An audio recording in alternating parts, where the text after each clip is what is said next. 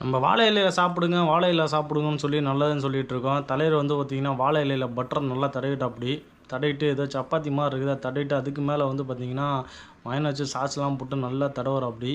அதாவது நம்ம சப்பாத்தி இல்ல, இது வந்து பார்த்தீங்கன்னா பிரெட்டுன்னு நெனைக்கிறேன். அதுக்கு மேல வந்து பட்டர தூவிட்டு, இது என்னடா இது? அது என்ன பச்சை மொளகா, அது உருண்டையா இருக்கும்ல, அந்த பச்சை மிளகா பெருசா இருக்கும்ல அது. அதுக்கு மேல பட்டர் நல்லா தடவிறாப்படி. தடவிட்டு பன்னீர் நெனைக்கிறேன். பன்னீர தடவிறாப்படி. பன்னீர வச்சுட்டு அதுக்கு மேல இன்னொரு சாஸு.